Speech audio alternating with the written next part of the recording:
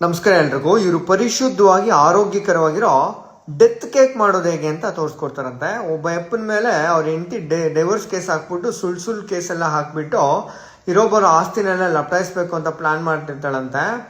ಅವ್ನು ಹೋಗಿ ಅವ್ರ ಫ್ರೆಂಡನ್ನು ಕೇಳ್ತಾನಂತೆ, ನಾನು ಹೆಂಡತಿ ಈ ಥರ ಎಲ್ಲ ಮಾಡ್ತಿದ್ದಾಳೆ, ಏನು ಮಾಡಬೇಕು ಅಂತ. ಅದಕ್ಕೆ ಅವ್ರ ಫ್ರೆಂಡ್ ಹೇಳ್ತಾನಂತೆ, ನಾನು ನಿಂಗೊಂದು ಅಡ್ರೆಸ್ ಕೊಡ್ತೀನಿ, ಅಲ್ಲಿಂದ ಕೇಕ್ ತೊಗೊಂಡೋಗ್ಬಿಟ್ಟು ಆ್ಯನಿವರ್ಸರಿ ಕಟ್ ಮಾಡು, ನೀನು ಹೆಂಡತಿ ಅದನ್ನು ತಿಂದಮೇಲೆ ಮಟ್ಯಾಶ್ ಆಗೋಗ್ತಾಳೆ ಅಂತ ಹೇಳ್ಬಿಟ್ಟು.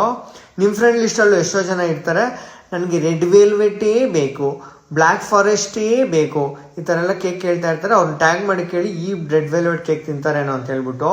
ಇತ್ತೀಚೆಗೆ ಬೆಂಗಳೂರಲ್ಲಿ ಒಂದು ಕೇಕ್ನ ಸ್ವಿಗ್ಗಿಯಲ್ಲಿ ಆರ್ಡ್ರ್ ಮಾಡ್ತಾರೆ, ಅದು ಕ್ಯಾನ್ಸಲ್ ಆಗುತ್ತೆ. ಹಾಗಂತ ಹೇಳ್ಬಿಟ್ಟು ಆ ಡೆಲಿವರಿ ಬಾಯ್ ಅವ್ರ ಮನೆಗೆ ತೊಗೊಂಡೋಗಿ ಅವ್ರ ಮಗುಗೆ ಅವ್ರ ಹೆಂಡತಿಗೆ ತಿನ್ನಿಸ್ತಾರೆ. ಆ ಮಗು ಪಾಪ ತೀರೋಗುತ್ತೆ. ಅವ್ರಿಗೂ ಸಹ ಕ್ರಿಟಿಕಲ್ ಹೆಲ್ತ್ ಕಂಡೀಷನ್ಸ್ ಎಲ್ಲ ಆಗುತ್ತೆ, ಹಾಸ್ಪಿಟ್ಲಲ್ಲಿ ಅವ್ರು ಅಡ್ಮಿಟ್ ಆಗ್ತಾರೆ.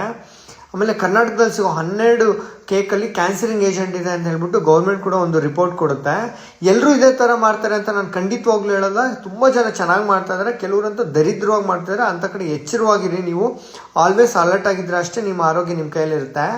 ಆ 2 ಆರ್ಟಿಕಲ್, ಆ ಮಗು ಸತ್ತೋಗಿರೋ ಆರ್ಟಿಕಲ್ಲು ಮತ್ತು ಇನ್ನೊಂದು ಕ್ಯಾನ್ಸರ್ ಸಿಗೋವಂಥ ಏಜೆಂಟ್ಸ್ ಏನೆಲ್ಲ ಇದೆ ಅದು ಆರ್ಟಿಕಲ್ ಅಟ್ಯಾಚ್ ಮಾಡ್ತೀನಿ. 2 ಓದ್ಕೊಳ್ಳಿ, ಎಚ್ಚರವಾಗಿ ತಿನ್ನಿ.